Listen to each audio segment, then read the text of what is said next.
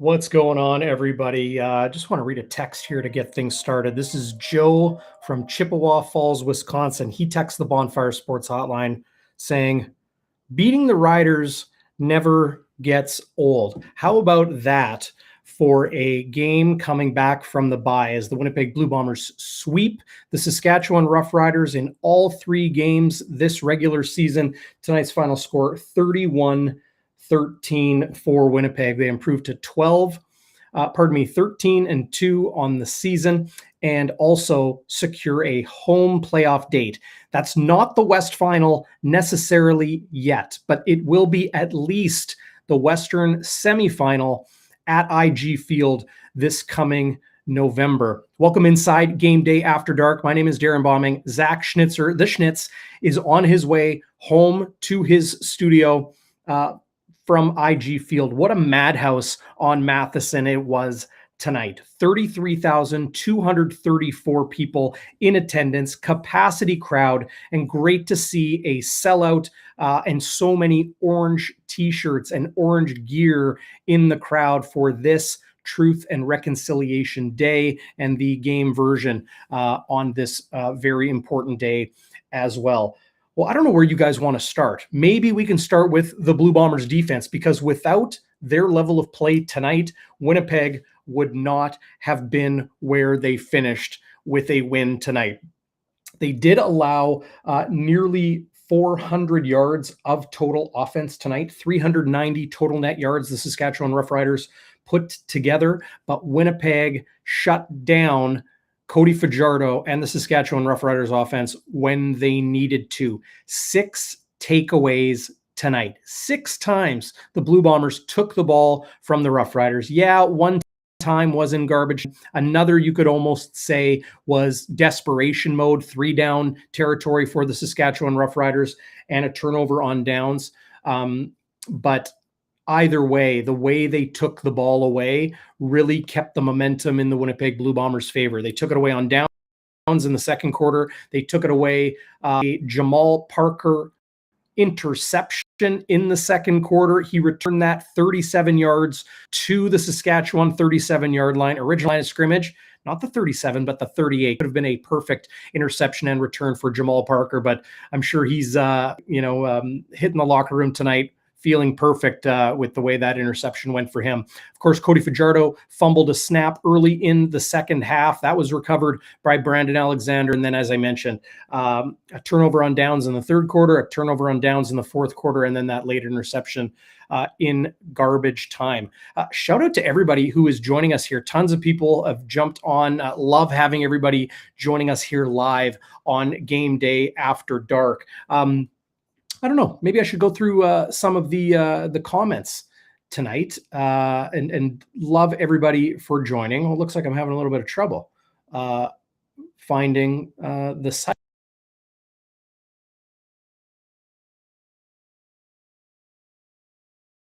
Ten minutes out. So, I mean, I don't think I'm going to be able to pull up comments today, but I can still see them on the screen. Just can't highlight them like we normally do, but feel free. Oh, there it is.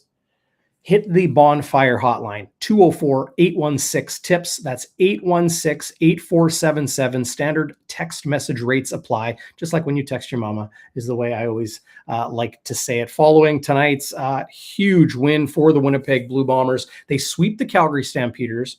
They sweep the Saskatchewan Roughriders. That's 6 of their 13 wins right there against 2 teams everybody expected to be in the hunt for the playoffs this season. BC, coming into this year, I don't think a lot of people had them as a top 3 team in the West Division. Maybe number 3, but definitely not a top 2 team with a first-year starter, second-year player in Nathan Rourke, still an unproven commodity at that time. Of course, he elevated that entire team, and they came roaring out. They still sit in third place in the Canadian Football League West Division. So a sweep of Calgary, a sweep of the Rough Riders. I know that feels good for Rider Nation, or feels good for Blue Bomber Nation to put Rider Nation down on their behinds in 3 straight games. But this sets Winnipeg up with excellent position in the standings. Their destiny is in their own hands, which is always what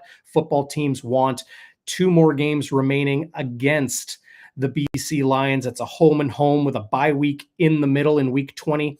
And then, of course, a home date with the BC Lions to wrap their 21-week regular season schedule and their third bye going into that. Great to see Frosty, Friesen, Corey May, Phyllis, Transcona Poly, Waiters, everybody joining us here. That's just absolutely awesome. You want to take a look at the stats? Let's do that. Here are the stats. Maybe I'll try to make them a little bit bigger for you guys, and hopefully that looks okay. I'm working with one screen tonight. I don't know if you guys noticed, but not regular Bonfire studios tonight. Absolute zoo getting in, coming out of IG Field, because a lot of people left early with Winnipeg having such a heavy lead. I don't know. If I was in the stands, I wouldn't have left early tonight. I think you'd want to drink in that atmosphere and drink in a 13th win for the Blue Bombers this season. But I digress. Cheers. Maybe I will take a sip of some water here. As you can see on your screen, pretty close in the first down category. Saskatchewan actually had more first downs than Winnipeg. Now, what did we see? We saw Winnipeg really struggle to move the chains. 3 straight 2-and-outs to start the second half, but then it was bang, bang, huge explosion plays that led to Winnipeg taking a 24-13 lead. Nick Dembski got his second touchdown of the game in the fourth quarter to cap a 2-play 70-yard drive. It was 28 yards to Dalton Schoen, 42 yards to the back of the end zone to Nick Dembski to make it a 11-point Blue Bombers lead. Saskatchewan then went 2-and-out. Janarian Grant was able to corral his old fumble, so Winnipeg able to avoid potential disaster there. That would have been a huge momentum swing and great field position for the Roughriders, but he's able to hang on to it. 2 plays, 64 yards, an incompletion of Dalton Schoen, and then a 64-yard catch and run for Dalton Schoen, runaway candidate leading the way in the most outstanding rookie conversation in the Canadian Football League this season. What an unbelievable performance he has had.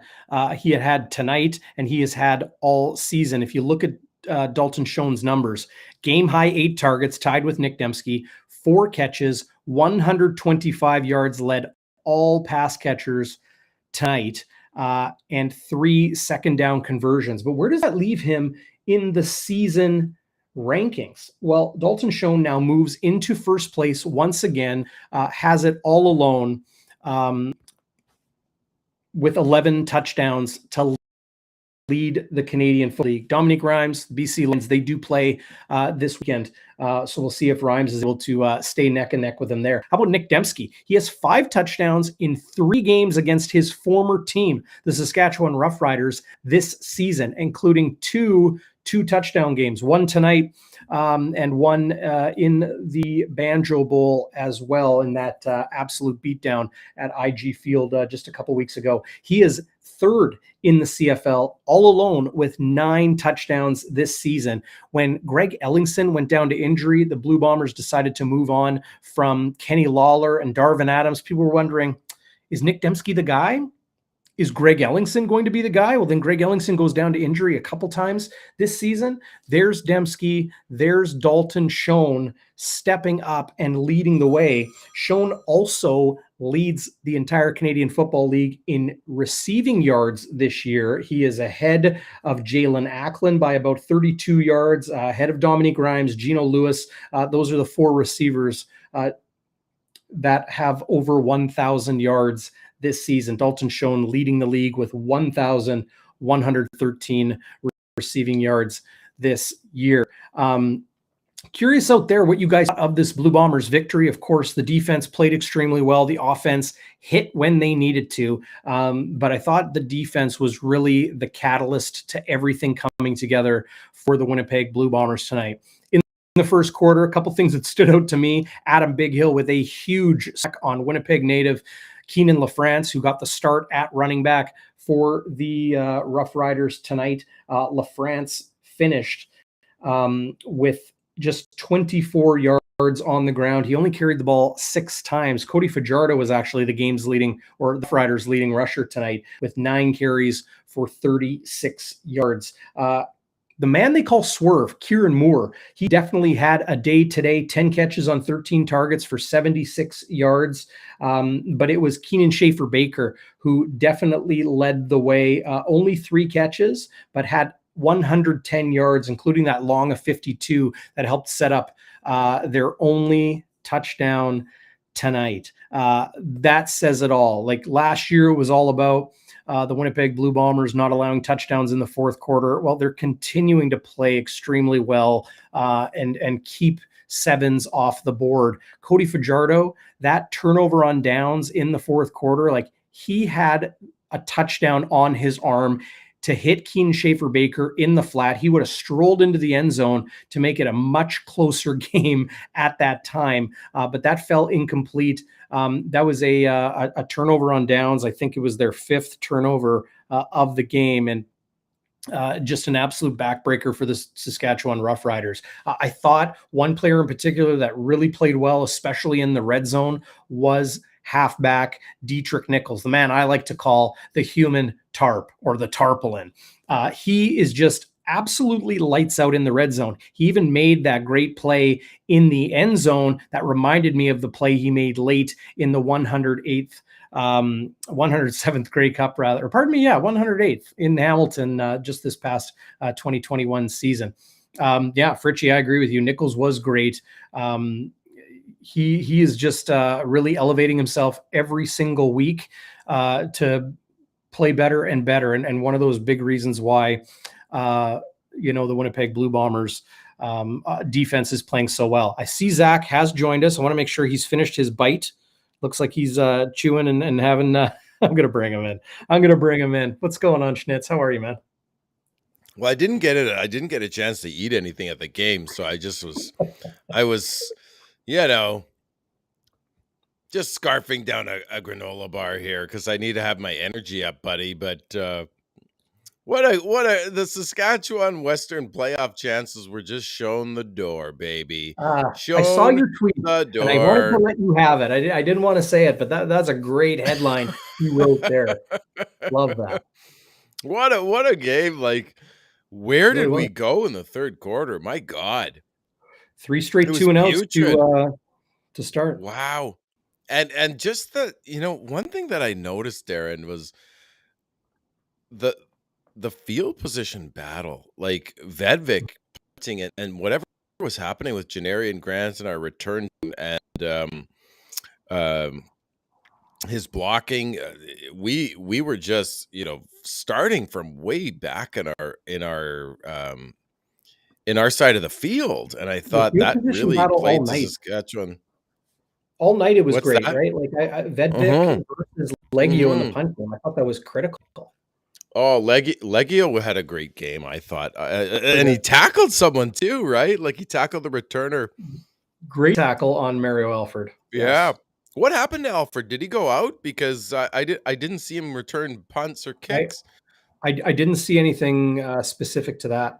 I didn't. But I did see a couple Blue Bombers suffer some injuries tonight. I saw Donald Rutledge leave the game. He looked healthy walking around on the sidelines, but didn't have his helmet with him. I wondered if he tweaked something. Oh, really? He came back into the game. Who was it? Reda Cramdy, the Canadian special teamer and draft pick a couple of years ago by the Blue Bombers, stepped in at dime back, and I thought he played quite well there. But hate to see Malcolm Thompson go down to injury as he has a couple times this year. But I did not see him return to the field following that one. But that's most definitely a tough pill to swallow if you lose Malcolm Thompson again. But hey, did Braden Alexander look like his old self? He was absolutely bringing heat from safety. Holy cow. Oh yeah, he was smoking, guys. It was just great. You always want to see Brandon. I mean, he's just such a huge fan favorite, Darrin, and you want to see him laying the lumber, right? And I did want to give some credit to what's his name? My brain is like completely fried. I brought my friend Caitlin, and she makes me look like a mediocre fan. She was just bringing it. It was amazing. 45, Jamal Parker. I thought, I knew they were going to test Holm and Parker. Holm did get beat by Keon Schaefer-Baker, but Schaefer-Baker's a great player. And They to went at his home credit, all day. They went at yeah, but home all day long. they went at him, and Yeah, then he got beat. He got that pick at the end, but um, Parker, I thought, had a beautiful interception. I think Cody just let that one go, and he thought his receiver would get it. Tevin Jones seemed to stop running and then decided not completely to gave up on it. tackle. That is caused, like, if you have any respect for your coach, you don't do that. Like, that guy should get cut for that. Like, I don't know what happened. He just stopped Well, I don't know about cut, playing. but Well, you're not going to that's see the pretty field much if bad, you give buddy. up like that. It's one play, man. Come on, you're not going to cut a guy I because of don't one. know. Like, it's egregious. He gave up not only on the route, like, he just stopped and just let Parker get up off the turf and Terrible run play. by. Terrible And play. you're on a team that's fragile as the Riders, who were in that game. I'm not saying that was the burning point, but wow. I thought the Riders would be in the game. We talked about this, right, Darrin? Mm-hmm. You weren't super comfortable letting them have the going with the cover of 8, and then it went to 7. But I thought it would be 3-4 point game, and it was by the end of the third quarter. They owned us in the third quarter. Well, Zach was it was 17-3 at the half, 17, right? yeah, and then they Then they get just couldn't keep their foot on the gas. They absolutely let Saskatchewan get back in. I thought overall Saskatchewan's defense looked really good, but then Winnipeg just exploded. Like, they came out absolutely torching with Dalton Schoen, with Nick Dembski, and then late when they needed it, Saskatchewan was either tired or they just could not take down Brady Oliveira. He ran and ran and ran and absolutely iced the Saskatchewan Roughriders.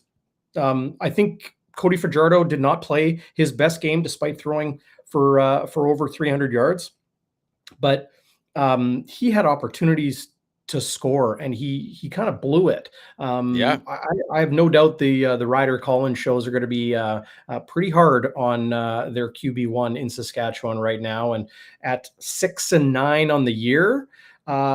To think this team is hosting the Grey Cup. They loaded up, extremely talented on both sides of the football.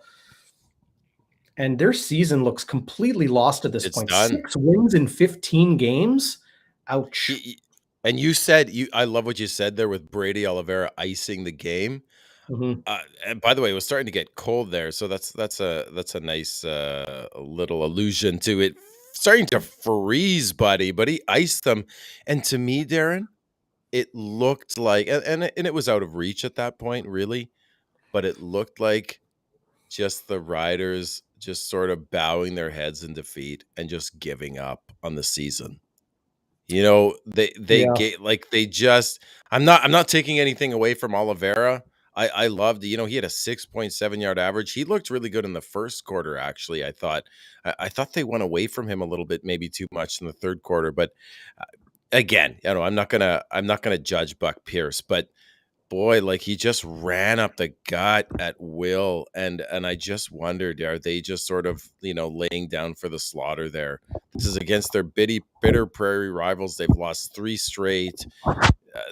Their season is essentially over. They may get a crossover spot, but this rough. They cannot clinch a playoff spot in the West now. Is that correct? I'm going to double check that. I was just sending out a tweet. I want to make sure people can join us live here on Game Day After Dark. But you know what? I'm going to pull that up. I'm going to pull that up right now.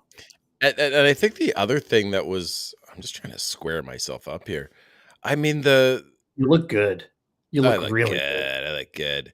The turnovers, like, stop stuffing them on third and short. Yeah. Fajardo fumbles it. It looked like a reasonable snap from the center, Darrin. They just the penalties, although the Bombers had their fair share of penalties, but they missed a couple holding calls in Saskatchewan, as they always do against the Riders, as Bomber Nation knows. But I thought the Riders just fumbled that game away, really. I'm not saying that they lost more than we won, but yeah, like one bird saying, like, you can't make 3rd and inches.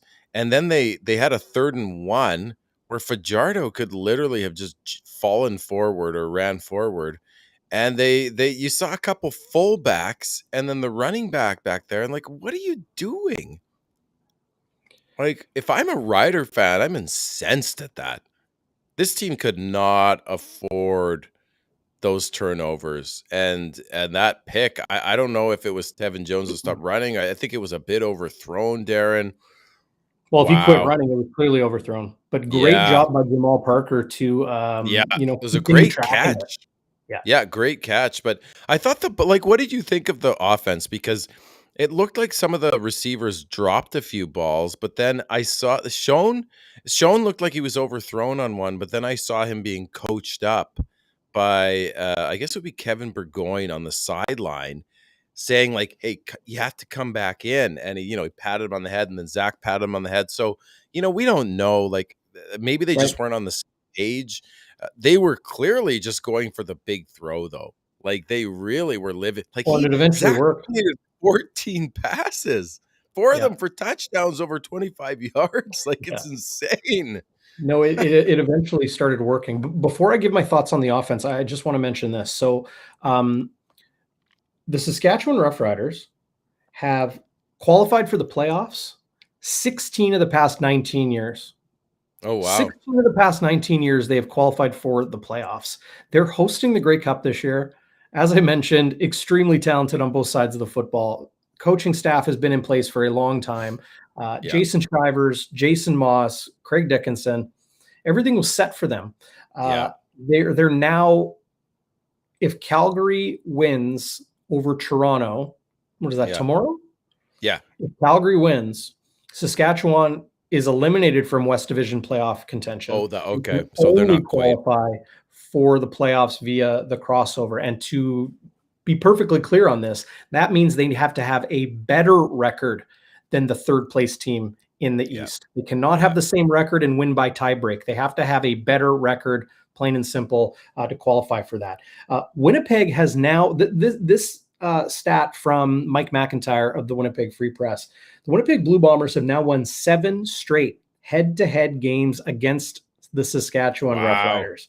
The combined score in those 7 straight wins, 202-98. Wow. Now, they've played a lot of tight games, but the blowout in the Banjo Bowl tonight, winning by, 22 points or whatever it is. Yeah, that's my math magician for myself right there. But it's not much of a rivalry right now.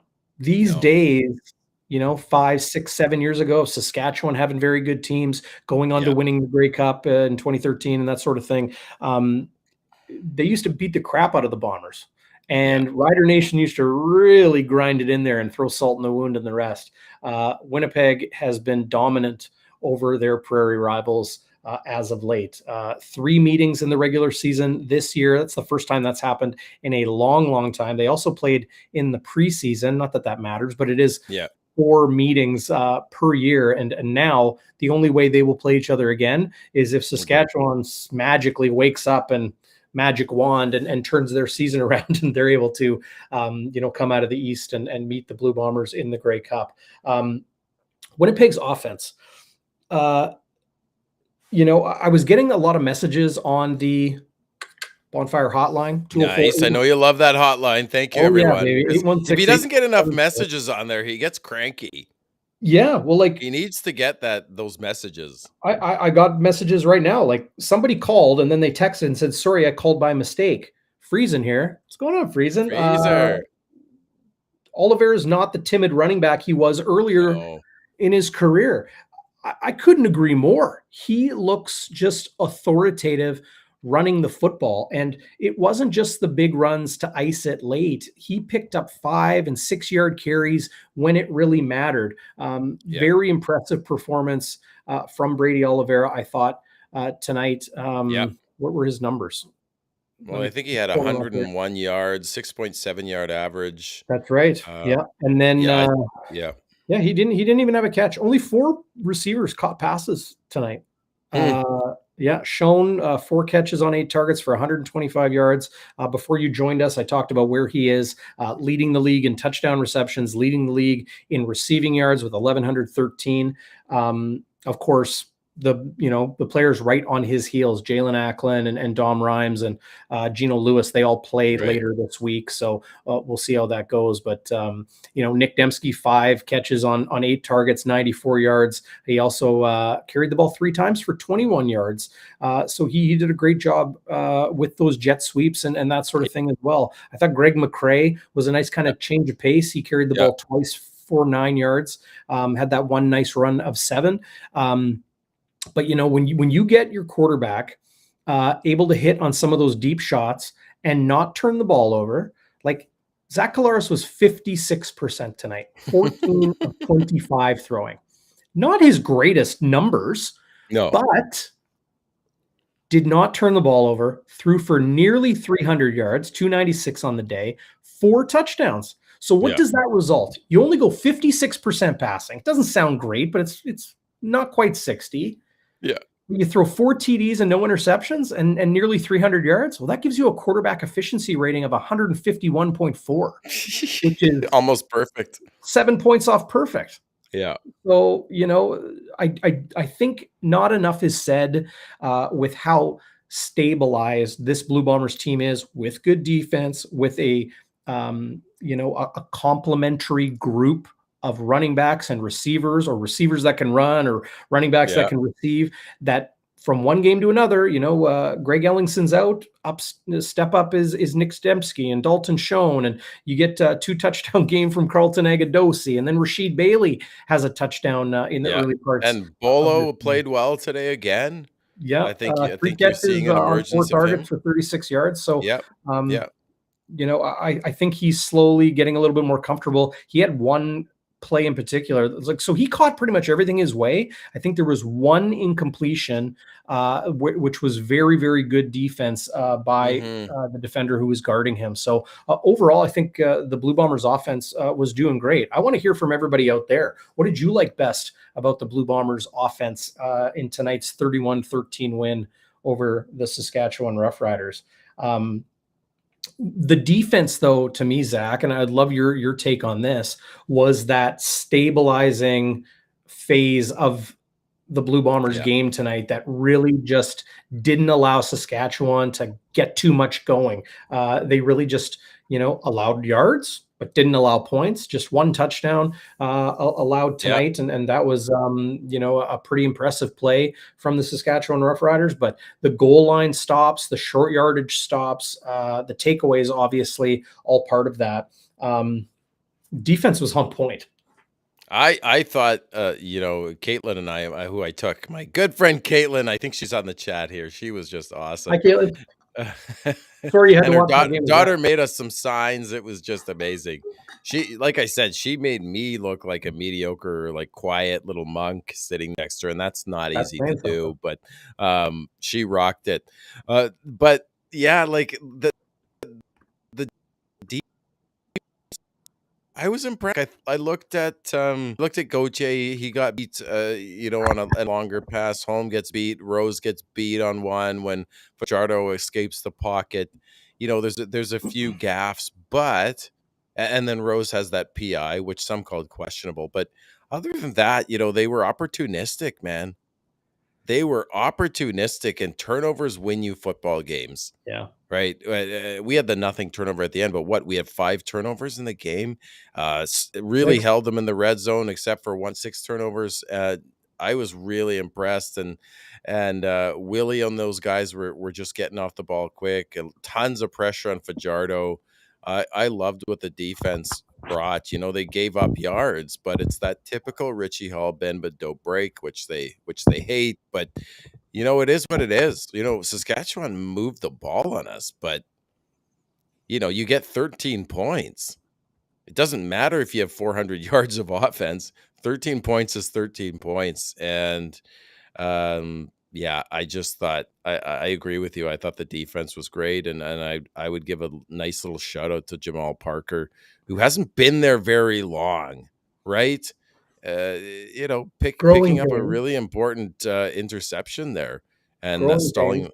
Yeah, growing. Of course, they're going to have growing pains. I'm not sure if Evan Holmes is ever going to get there. He seems a little bit slow, but hey, it's early. I'm no expert. I Just think the look. Blue Bombers are gravely missing Demario Houston, Oh yeah, and definitely also missing Nick Taylor, Nick who Taylor. Yeah, nothing definitive officially from the team, but from what I'm hearing, it doesn't sound very good for the short term or medium term prognosis for Nick Taylor. But of course, we will wait and see. You'll always get hope from the head coach. yeah. Somebody was asking there, is Paul Appolice going to replace Craig Dickinson next season? No chance. No chance that happens. First of all, Paul Appolice might get fired in Ottawa. He I don't think will. he's going to walk into another head coaching job. No, Two, I don't think Craig Dickinson's job is in jeopardy. I really really. don't. And I know some people are going to think that's insane, but I really do believe that he has the confidence of Jeremy O'Day, their general manager, and maybe If it's he has the Pauline time. confidence of Jeremy O'Day, then Jeremy O'Day maybe shouldn't have the confidence of Craig Reynolds. Like, let's be honest here. Yeah. I mean, you're talking about the talent, and I know some people were maybe arguing with you on there. I saw a couple of people saying talent. I agree with you, Darrin. Oh my God! If you That don't think the team Saskatchewan has if, talent. hang Look at on, that. if defense. you out there don't, sorry, Zach, I'm going to cut you off because this is asinine. If Yeah, you no, they don't have think the talent. Saskatchewan Roughriders have talent, you aren't watching. Yeah. Darnell Sankey at middle linebacker, Larry Larry Dean Dean. at weak side, and Derek Moncrief Yeah. at the dime. The Those best three, linebacking core in the over almost CFL. anybody in the league any Yeah. day. Okay, now let's talk about Pete Robertson and AC Yeah. Leonard, and then you got Charleston Hughes that you can rotate in. Mm-hmm. Okay, DeMarcus Yeah. Christmas, not like lights out defensive tackle, but pretty good player. They've got some players on the inside. The O line, I get it. They are not a good group, but Kean Schaefer-Baker, Duke Yeah. Williams, Shaq Evans, Kieran Moore, Brendan Lenius, Justin McInnes, like unbelievably deep at Oh yeah, receiver. Duke Williams, Kean Schaefer You guys, Baker is do you a remember really Jamal good Morrow? I do. He was leading the Hickson. league in rushing early this season. Him and Yeah. Kadeem Carey were going toe to toe before Morrow got hurt. And then who stepped in? Mm-hmm. Frankie Hickson. Hickson. And he Well, you was look at the beating the special crap out of the teams too. Bombers. Look at Okay, the special teams. You got Lowther, Vedvik, great kicker. Yep. Alford returning. You've got Adam, who's pretty good. Adam's a Canadian good player. safety. Yep. Milligan, who's made some good plays. Marshall. They've got talent, Yep. but I think and Fajardo, for all the crap I give him, and I do think he's a whiner. I thought there was a couple plays he made that were really impressive, escaping like two. There was one that big throw down where he beat Rose down the right sideline from where I would like he beat like 3 or 4 D linemen. They couldn't catch him. His ability to run the ball when his knee is intact anyway. Hit Are those we short losing it? couple. I thought Fajardo We had a got pretty you. good game. He couldn't finish drive, but this is a team that has talent, and when a team that has talent doesn't execute and doesn't come through, you got to look at the coach. You got to look at the culture of that team. But anyway, I don't want to make this all about the Riders. I do No, want to let's talk about the mention. Bombers. Let's talk about the Bombers and just Well, being opportunistic. Zach was opportune. That's my word of the day. Zach was opportunistic. 4 of 14 of his passes for 296, 4 touchdowns, right? Like 6 turnovers, timely turnovers. The defense was getting marched on, but they turned the ball over. Unbelievable. Like, and I almost thought that Claris was toying with them, Darrin. They just fell asleep in the third quarter, and all of a sudden, Caitlin turned time, and I'm like, they need something. Yard catch, and then Dembski for 42, like 2 plays 5. Oh yeah, we're still playing. We're still the best team of the league. It was just after the bye. We were a little bit sleepy from rescuing dogs and catching catfish and having spending time babies, with the family, having seeing, babies, getting right? having a baby, right? Like, I was just laughing. And let's talk about the Schoen touchdown. Yes. Like, am I choppy? I've got my You were a Ethernet little in. choppy. You're Oh, okay though. I You're got good. my Ethernet in. Sorry, guys. No, yeah, no, Uh, your levels are fine. It just for whatever reason, just a little choppy. Uh, I'll Weird. quickly comment on the Dalton Schoen Oh my catch, God. and then I'll get your thoughts. We do want to get to the happy honker, Walby's Yes, we warrior, got to get these Westwood things. wide to the right, the bonfire burning point.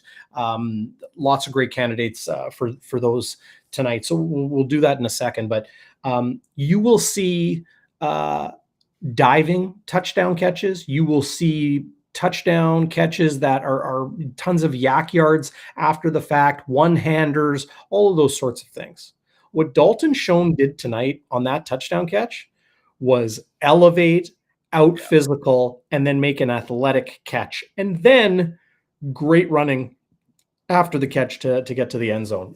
One of the best plays of the season for the Winnipeg Blue Bombers, in my opinion. Dare I say it was Milton Stiegel-esque, right? You would Like, get physical like that? I don't know. I don't know that he'd get physical, but just the hand-eye coordination in traffic, and then being able to turn on the afterburners and beating a couple more guys. Now that is a play what we will remember for a long time. Yep. Unbelievable hands and concentration, and this is a rookie. Yeah. He never even played in the waggle. Like, he never even used the waggle. And in that article, he's one of the best guys at the waggle now. He blocks, right? You see him blocking on those jet sweeps. So I do want to say to everybody out there, I apologize. I'm having issue with the live chat tonight. I can see all of your comments, but they quickly go away. I'm not able to kind of like scroll back and grab some. I'm not able tonight, unfortunately, to click on them and bring them up on the screen. I did want to mention Donnie Boy was saying if the Saskatchewan Roughriders are so talented, why aren't they winning? Talent isn't everything. No. Talent has to work hard. Like I remember when I was in college, I had an instructor tell me hard work beats talent. Yeah. But if talent works hard, nobody can beat it. Yeah. That's a great line. Talent has to gel, talent has to work hard, talent has to be put together. It's not just, you put together an all-star team. Are they going to beat the Winnipeg Blue Bombers? Of the best other players in the league at every position? I don't know. I don't think so. I really don't. It takes a lot more than that. Yeah. You have to have the culture. You have to have the right coaching. You have to have the habits. You have to have the personalities. Want to win for your teammate, right? That's number one habit, I think. Yeah. And you talked earlier about how these guys want to play for each other, right? Like that's going to sustain you more than wanting to play for the man, to play for the boss, right? Mm-hmm. Although I will say these guys would run through, to use a cliche, they would run through a wall for O'Shea. I mean, he really inspires people, right? But yeah, he's an exceptional coach. You saw that thing with the ball hit the guy in the back of the helmet. O'Shea was right on that with the no yards, right? I love that. You just saw him just right in the ear of those refs. So he's so on the ball. John Hodge of Three Down Nation, who sits close to me in the press box during the home game, really sharply pointed out that even if it wasn't 5 yards, like even it's like 4 and like maybe you'll win, maybe you'll win the challenge. Sometimes it's like, okay, we're going to win this challenge, and they challenge it, right? Because they know they're going to win it. Other times it's why not? Because it wasn't just a 15-yard penalty for no yards. Now, I'll get back to that in a second. It was a 5-yard penalty for no yards. Why? Every no yards penalty is supposed to be 15. I'll get to that in a second. Right. But Mike O'Shea knew that penalty would be assessed from the spot of the foul. So it hits Hassel, TJ Hassel, the Blue Bombers' newly acquired rookie defensive back, who's working on special teams almost entirely right now. Hits him in the helmet, gets past Janarian Grant and goes another, 15, 20 yards downfield. Well, instead of Winnipeg just saying, okay, we got the ball on our own 13 or 17 or whatever it is, Mike O'Shea knew that that would be assessed from the spot of the foul. So you give it a go. It's a huge field position swing. Ended up netting the Blue Bombers like 36 yards or something like that. And was it no yards? It was accidental no yards. So the official on the field called it a 15-yard penalty. He then clarified himself and said it was a 5-yard penalty. We're all looking around each other. You got the CFL stats crew nearby, and it's like, what's going on? That's so interesting. So this year, all no yards penalties were 15 yards. But we all learned, unless it is an accidental or incidental, I think they call it accidental, no yards penalty. So if the player doesn't realize that the ball hits them in the head, or that the ball is somewhere and it's an accident, it's just a 5-yard penalty. But very sharp by Mike O'Shea to challenge that, because that brought the ball not just 15 yards, not 5, not 15, but 36. I think it was 37 yards, 35, whatever it was. Huge chunk It's of so real funny, estate the CFL, like even reporters and professionals up there in the box, right? You learn something there. new often. There's so many little tweaks and nuances, but the field position battle, I know I'm kind of going all over the place here, but the field position battle was really dominated by the Riders, I thought, for a lot. I thought Vedvik was punting phenomenally, and we just couldn't get anything going, whether that was Janarian Grant or the blockers, who knows, but that really gave us trouble. So that, I think that, just to put an emphasis on what you said, Darrin, to get that, 36 yards was huge. I don't think they did anything with it, but just to have that field position was important. This is the thing. It's not about, can we get first down, and then score. Sometimes it's about, okay, you know what? Their offense is really clicking right now. We need to move the ball when we have it on offense, being the Blue Bombers, or any team. I'm saying we as in the offense. It's old habit of mine. Yeah. We know you're a secret Bomber fan. It's no, okay. I'm a secret offensive guy. But you want to move the ball so your defense doesn't have to be so stout, right? It's about helping the defense.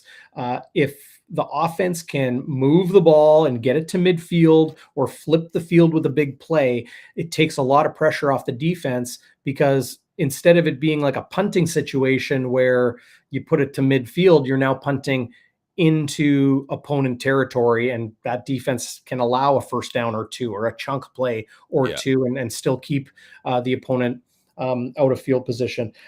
Getting a couple texts here on the hotline. Getting this one here from a 998 number. Give me your name. You just texted me again, but 816-TIPS, 816-8477.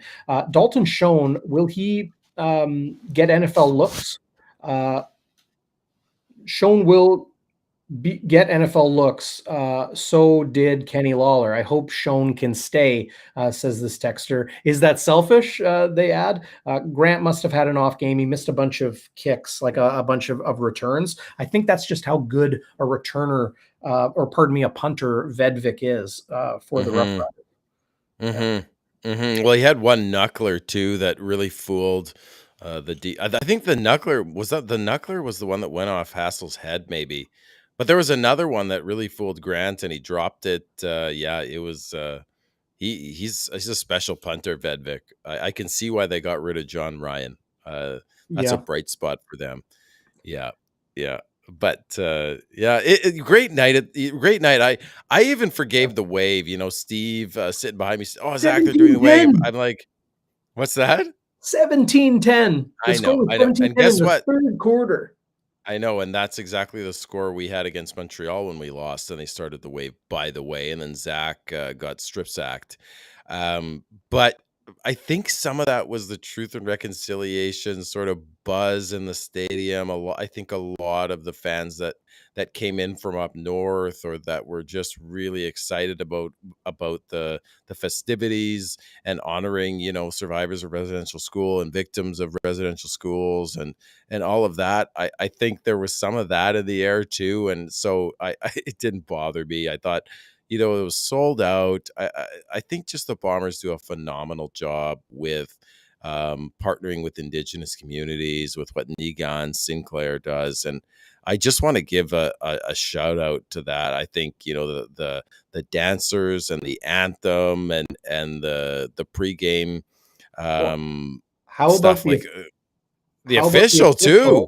calling the I game, wish they calling had some of those announced that referees? the official was gonna do that. I had no idea. So I was confused at first, what was happening, but he was announcing it in, I'm not sure which it was. I think One Bird put it up here in Cree, Abe or Cree, I'm but, told. like, that was super cool. I don't know where they got that guy from, but, Well, and and then the at the jig end of the game, he also said Megwich, like, thank you Oh, for did he? listening, Oh, that's which incredible. was kind of cool too. One bird Yeah, says Ojibwe. Ojibwe. Yeah, Yeah, I just I had thought that heard was Cree. great. I know the anthem was sung in Ojibwe. That was great. Yeah, That was great. And they should do that more often. They shouldn't just do it once a year. They should, first of all, they should have that decal. They should have that logo more often. It's good just logo. beautiful. Um, Yep. Designed by Denny Sinclair, who's Negan Sinclair's sister. Oh, I nice. yeah, I just I'll say this, and maybe this will polarize a bit. As a dad of a 7-year-old daughter who I bring to the Go Bowl, I would much rather see, Indigenous sort of jingle dancers or something like drum circles than cheerleaders. Like, I think we're past that here. Like, if you want to have cheer teams with men and women dancing and things like that, great. But I think we're past that. I'm not saying that cheerleaders or a cheer team doesn't take it seriously and passionate about it, but if you're gonna do it, then have men and women dancing. Like, I think we're past the days of where you just have women with pom poms. Like, I take my daughter to that. I know I'm going off on a tangent here, but You never. it embarrasses me, to be honest. I'll come out Well, quite I strongly on it. It I'll play embarrasses devil's me. advocate with you. I'll play devil's advocate with you there. You go to dance academies across Winnipeg, I imagine across the country, across North America.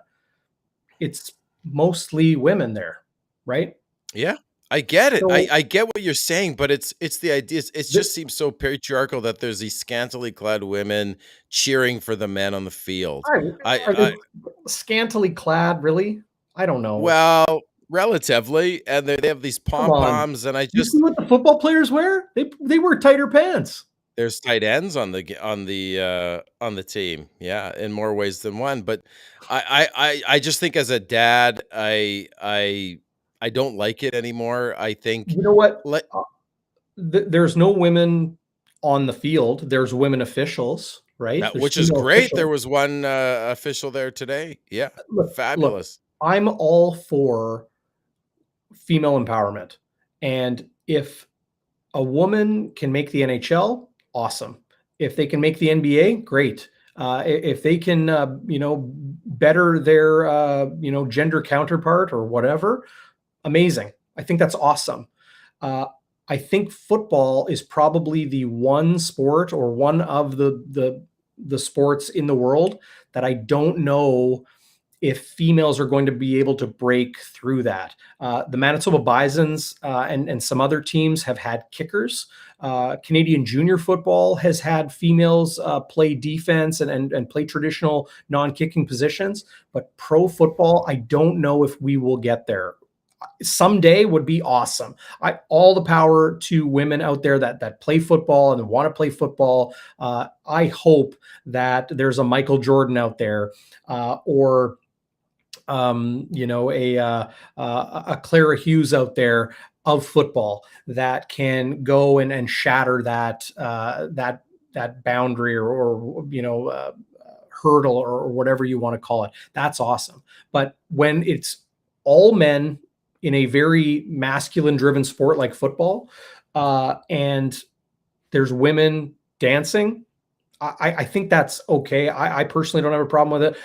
I'm not a father like you are, Zach. So, I'll concede to you there. But I love that there's female officials in the Canadian Football League, in youth sports, in Canadian junior football. I think that's probably leading to more women seeing themselves in these things, in these positions, and aspiring to do that. So I sure hope we get women, more women in the professional ranks.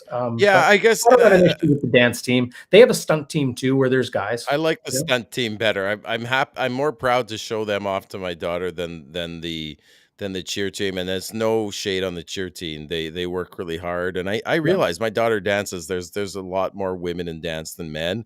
I just think it would be nice. It's nothing against the cheer team, and that's great. It would be nice to see some men in there, or I don't know. It's just a little bit uncomfortable. Anyway, I think people don't want to talk about this much more.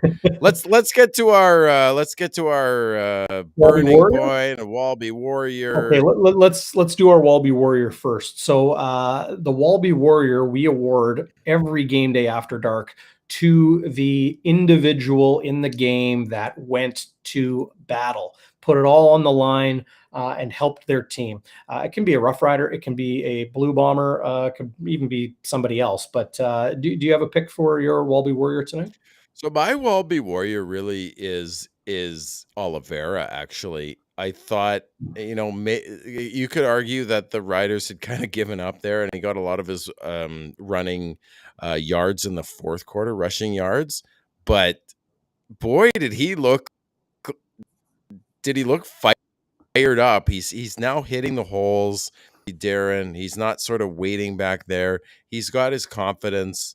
That O-line as well. I think they're part of a tandem. Zach really wasn't touched, and they just ran the ball really well with different looks. But I thought Oliveira was just the hammer there in the fourth quarter, just to put emphasis on that win. And he was not only power running, but he was juking guys and just like very Andrew Harris, like staying on his feet. You couldn't bring him down. I just loved seeing hometown boy and just really a Winnipeg hero, Manitoba hero for the stuff he does with dogs. And my mother-in-law was talking about how handsome he was on those pictures with the dogs. Wait a minute. Are you objectifying these athletes on the field? Yeah, I'm objectifying Oliveira. I am. Is your mother-in-law objectifying these male athletes? He needs moms. But I think he's leading the lead in rushing. Brandon saying Oliveira is 142 yards. No, but he's 142 yards away from 1,000. I mean, look at that, man. That's awesome. Like we were always wondering about, did they move on from Andrew Harris too early, and was Oliveira ready for prime time? I mean, I think we've basically forgotten that in the first few games of the season, Darrin, everybody wanted Augustine in. They were like, is it time for Augustine? Well, this guy just is looking better and better. Can I read you a text I got tonight? Yeah. Didn't get a name, but this texter to the hotline says, with Oliveira and McRae running well, with Nick Dembski and Rashid Bailey getting touches in the run game as well, would you consider trading Johnny Augustine for some help on defense, assuming there is a trade to be made? Now, the CFL trade deadline is this coming Wednesday, if I'm not mistaken, October 5th. The deadline's something like 10:59 Eastern time or something like that. Anyway, I don't see Winnipeg. First of all, who's going to want to help the Blue Bombers? It's got to be a team that is out of the playoffs, because if you're in the East, why do you want to help the Blue Bombers? That ruins your chances. If you get into the Grey Cup, you're one win. You just got to knock off the Bombers once, and they are a beatable team. Yeah. Why would you help the best team in the league? If you're in the West, you have to beat the Blue Bombers to even have a shot at winning the Grey Cup. Why would you help the Blue Bombers? That trade is a challenge for Kyle Walters to execute. That all said, what happens if Brady Oliveira gets hurt or Nick Dembski gets hurt? You telling me you don't want Johnny Augustine there you don't trade your contingency plan in a Is he year where you're injured though? playing for the cup. Is he on any injury report? Because I haven't even seen him out there. No, he's No, healthy. he's just not playing. He's Well, just the number 2 right now. yeah. You know. Yeah, and when he's been So, in for spot duty, I haven't seen him do a whole lot, but he's not getting a whole lot of touches. So no. anyway, my Warriors, Oliveira, you could give a special mention to Leggio for just his kickoffs were good punts. He hit all his point afters. He's turning out to be a better than average kicker who was much maligned and who was frankly booed. And then Mhm. he has a big tackle. So I thought he was a Warrior as well, but I'm going to give mine to Oliveira. Okay. Okay. There were a lot of people mentioning. I'm just like, again, having trouble with the live chat tonight. Uh, okay, so some people laughing at Waiter's comment. He says Ed Gainey for a first round pick and Pierre Luc Dubois. Not bad. Not bad. Okay, so people mentioning Brandon Alexander as a Wallaby Warrior, the Blue Bombers' offensive line. Yeah, they were Leggio would be a phenomenal. good choice. I think he played really well and Yeah, put a real smack on Mario Alford, and probably saving a touchdown. yeah, My Wallaby Warrior tonight is Jamal Parker, a player yeah. that Nice. has really had the ball thrown his way a lot, was rewarded tonight for not giving up on a ball, similar to Demario Houston, who had that interception in the end zone late in the game against Calgary at IG Field. Don't quit.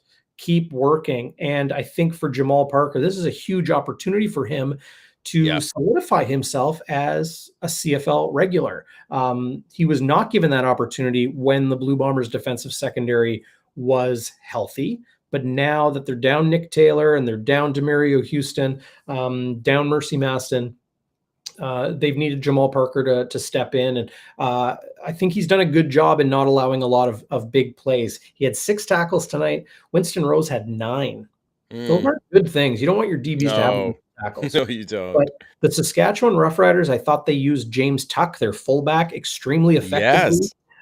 And they also, in using Tuck, they also went after, as expected, Shane Gauthier at weak side linebacker. They went after Holm. They went after Parker. They went after Winston Rose.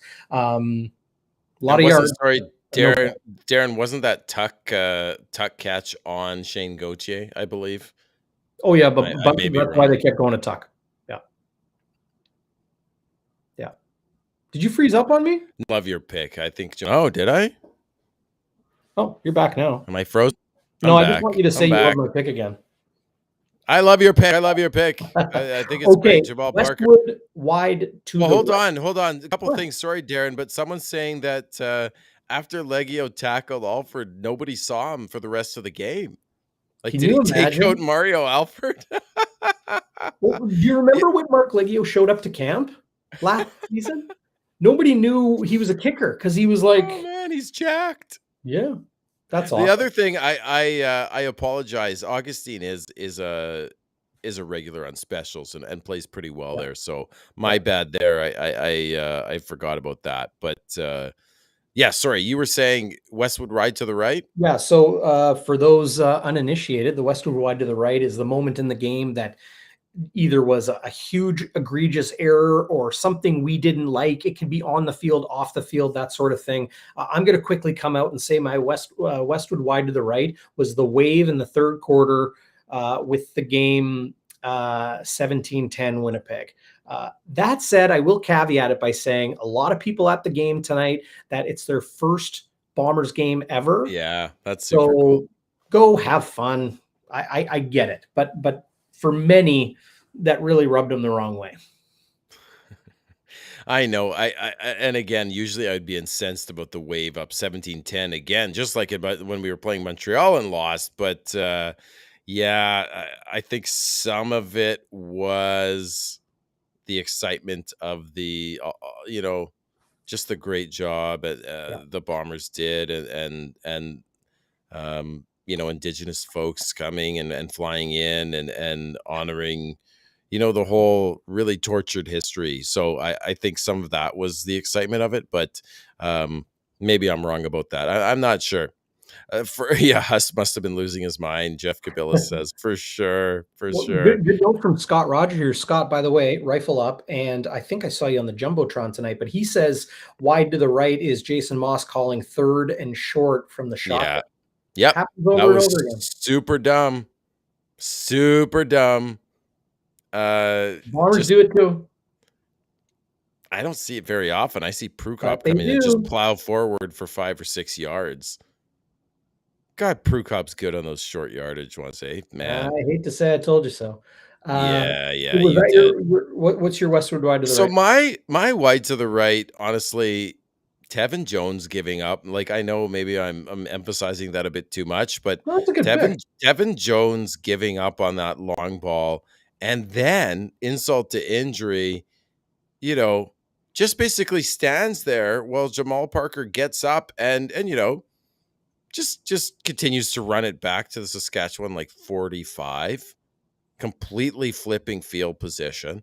Mhm. You have a quarterback, he's a whiner, and I'm not super partial to Fajardo, but he's giving it his all, right? You're And he you're played not afraid to just say it as it is, eh? Like, this guy's a well, whiner. he's a whiner. I thought, Fajardo he was tough today. He's a tough competitor. He's a Mhm. fierce competitor. And to just give up like that on a play where you're desperately clawing for a win and a playoff spot, I think was unconscionable. I don't see how a guy like that sees the field again. Maybe he doesn't get cut, but Yeah. that was just absolutely terrible. No, I think that's a great pick, and big thanks to all you fire starters out there pushing the bots out of the chat. Appreciate that a lot. Comet says his wide to the right was more bomber injuries. Yeah, I mean, Yeah, uh, hopefully, hopefully Malcolm Thompson is okay. yeah. Valuable Just got player, back a too, eh? Canadian and a versatile safety Yeah. and special teamer as well. Hopefully he's good to go. Okay, so Wallabies Warrior, Westwood Ride to the right. We've put through those. We still have our Happy Honker Award and our game balls. Am I forgetting And something? Burning Point. Oh, Burning Point. of course. Okay, let's do our bonfire burning point. It's not the TSN turning point. It's the bonfire burning point. The moment in this game that turned the corner for Winnipeg to come away with their 13th win of the season, 31-13. I You got think it one? was just I think it was Oh, the beginning okay. of the fourth quarter. Lowther kicks a field goal to make it Mm, 17-13. yeah. It looks like they have all the momentum, the Riders, and the Bombers did not get a first down in the third quarter, Darren. Yeah. They were up 70-3 at half, as you said. We were thinking the game was over, just how the Bombers were moving. And they go to sleep in the third quarter. They were missing in action. And then all of a sudden, 28-yard pass to Schoen, like a knife through butter. Mhm. 42-yard pass to Nick Stemsky in the end zone, doing Second that of the game. basket catch, second of the game. And Kolaris talked about it on the post game. He said he's never played with a receiver who can locate the ball like that over the shoulder, like Willie Mays. And he was Oh, now didn't you're even totally know who sounding like Willie Max Mays Headroom. was, which I thought was funny. Who's Max Headroom? What's this? What are we talking about here? You don't know who Max Headroom is? No, I'm a Wow. 39-year-old dad. I know. I know. You're like I right know on that boundary, like right on that generational My boundary. Little Pony. I know about the new Disney movies. Who's Max Headroom? Tell me. There's I, actually a good documentary about it. You Google it, you'll find okay, out. okay. So So so that two-play drive, they're now going up like what? It's now 24-13. 24-13. Hi, Tamara. Welcome. Unbelievable. Tamara's here. Anyway, Shout out to everybody out there, and do want to thank you all for joining us here on Game Day After Dark. Always awesome in the triple digits. Tons of people joining us live. Many people will be listening to this on podcast as well. But YouTube.com/Bonfire Sports. Subscribe, set a notification. You'll know when we're live, and do us a favor. Right below the video, just give us a thumbs up. Helps us out so very much. Or if you're watching this non-live, jump into the comments. I always respond if you have a question, that sort of thing. Of course, you can always text the hotline as well, as you see it right above my head. And for those on the audio podcast, 204-816-8477. I just looked up Max Headroom. Oh, that's what you were doing. It's Matt Frewer is the actor, and he was an actor. I do know my Star Trek The Next Generation. Matt Frewer was a regular character on I think the next TNG. Yeah, best TMI. show ever. Huh. TMI, come on, TNG was the best show ever. Still is. Star Trek Next Generation. Incredible. Oh, that's what that stands for. Incredible. Love that show. INT, TD. What are we talking about? 6 TOs tonight, turnovers. What was your burning point?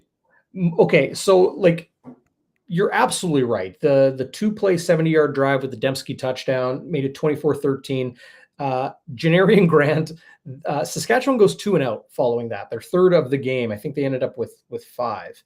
Janarian Grant recovers his own fumble. That was dodging catastrophe, I think, at that point, because it was only an 11-point game, pretty early still in the fourth quarter. Then it's incompletion to Schoen, and then a 64-yard, the highlight reel, probably the highlight of the game, the Schoen 64-yard touchdown. That made it 31-13. Those are definitely points that were the burning point tonight. I'm going to give a honorable mention to the next defensive possession for the Blue Bombers. Cian Schaefer-Baker has his 52-yard catch that flips the field and sets the Riders up to get back into the football game. Fajardo runs for 4, throws an incompletion to Cian Schaefer-Baker. That would have been an easy touchdown. That duck of a short throw to the flats blew it. Mm-hmm. And it ended up being a turnover on downs 1 play later. And from there, Saskatchewan was dead to rights, in my opinion. So that's my Bonfire burning point. I'm just going to change it up a little bit from, you're right. The obvious is correct. Those 2 touchdown drives to make it 24-13 and 31-13. No doubt the burning point tonight. I'm excited to get into the happy honker. Yeah, but just to make the point again, the fact that Saskatchewan was moving the ball sometimes at will, Darrin, especially in the third quarter, and just couldn't punch it in more than once. I mean, that's the Bomber defense. That's the dark side, right? You get all those stops. There were so many potential burning points, even in the second quarter, with those turnovers, but the Bombers couldn't seem to cash in on those like they usually do. But I mean, the credit to the defense, as we talked about before. Anyway, happy honker. Yes. So I'm going to give my happy honker to the official who calls in Cree. I understand TSN was saying that it was in Ojibwe. My understanding from the CFL stats crew that was in the press box is that they were calling those in Cree. The anthem was in Ojibwe, but I'm told that that was in Cree. You're happy honker? No, that was super cool. And I talked about this last time that, Justice Murray Sinclair last year when some of the signs were in, I think, Ojibwe or Cree, he was brought to tears and he said, I never thought I would see this. And you saw T-shirts in Indigenous languages and just incredible stuff. The way the Bombers honored that. I don't know. I think that was, even if they'd lost the game, what a beautiful game in terms of honoring our Indigenous peoples. Truth and Reconciliation game. The only other thing I'll say is there was a guy dressed as a shark who won fan of the game. That was incredible. I don't know if it was a guy or a girl, but yeah, that They was had the incredible. chain. And then Tatum Lee, who's she lives in Saskatchewan, drives 6 hours to the games. She had a Saskatchewan sweater, and the crowd just went. That was super. I'll quickly do my game ball, and we'll get out of here because Matt Neal, great comment from Matt Neal, who's watching live on YouTube. What's going on, Matt? Clinching a home playoff game at a sold out IG field on a beautiful Friday night. Absolutely. That's a happy honker in itself. Yep. Sold out crowd, yeah, Okay, absolutely. I know you've got like 17 game balls to give out, as you always do. No. So let's do it. No, I'm gonna give out one, and it's gonna go to Dalton Schoen. I One. mean, just to bring the crowd. I mean, Zach Collaros, obviously, he always gets one of my game balls. He's like a heat-seeking missile, but yeah, I mean, Dalton Schoen's 62-yard catch. I mean, that was a thing of beauty. Like, I haven't seen a catch like that from a Bomber receiver.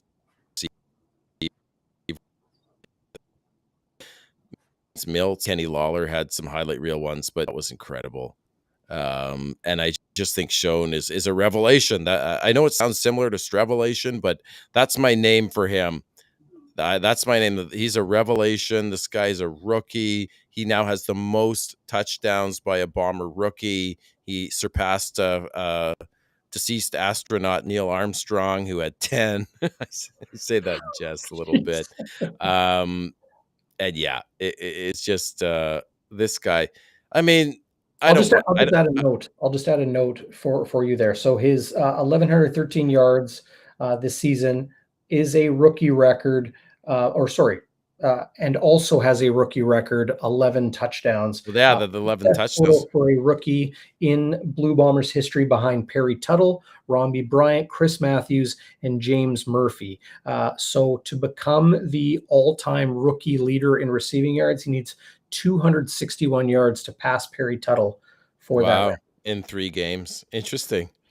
Yeah, I didn't realize he was that high up there too. That's super cool. But yeah, the touchdowns. I mean, he's the new Jake Weineke, but he's much better. TD Jake, they called him last year. Right. But yeah, Dalton Schoen has just been a revelation, and people aren't even talking about Ellingson too much right now. Although I think they'll get Ellingson back. He looked to be jumping around on the sideline. He was so excited for Schoen. Absolutely. So you just have the one game ball? Well, I have a couple other secondary game balls. Zach Collaros always gets one of my game balls, buddy, because I love it. I love me some Zach Collaros. He could have 14 completions and throws 296, 4 touchdowns. 25% of his drives end in touchdowns. I mean, he's just a walking bazooka. Like, he doesn't need much of a wind-up Darrin. He's facing all kinds of pressure in the pocket, and he just slings it, man. He's always looking for the deeper receiver, always looking for the kill shot. I just love this guy. Yeah, but yeah, I'll keep it there. Okay. Well, I have a few. I'm going to give a game ball to Mike O'Shea for his outstanding challenge. Yeah, in the first half. That wasn't the first half, wasn't it? I thought it was the second half, but I'll have to look back. No, it was in the first half. Yeah, second quarter. Okay. I'm going to give a game ball to Nick Dembski, who has 5 touchdowns against the Saskatchewan Roughriders this season, and his second 2-touchdown game. He is lighting it up, and broke 3,000 career receiving yards today as well. Mark Leggio definitely deserves a game ball tonight for the tackle, for the outstanding punting, despite some penalties by his teammates that negated a lot of that. But also, you know what? I think I'm going to leave it there. Okay. Yeah. There's so much more we could say. We'll hit it on. We are doing Tuesday, right? We're doing Tuesday for Bombers midweek, so Bonfire midweek. So stay tuned, folks. Sounds good to me. Well, hey, we're going to wrap it there. Appreciate Yeah, everybody buddy. joining us. And yeah, you mentioned it. Bonfire midweek Tuesday at 7:30. So just for the one night, because the Winnipeg Jets do play on Wednesday this coming week. And then, of course, Chris Walby will join me for pregame coverage, as we always do, the day before the game. We're probably going to have to move the timing around, but we will figure that out next Friday as the Bombers host the Edmonton Elks on Saturday at IG Field. Sure hope it's a similar atmosphere to what we saw tonight, Zach. What a special night at the ballpark. Yeah, absolutely, for multiple reasons. So absolutely. Great night. And thank you, Firestarters. Love it. Love you all. And fun night at the Madhouse on Matheson, as you say, Darrin. I love that nickname. Okay, everybody. We'll see you next time. Thanks for joining us on Game Day After Dark. Night.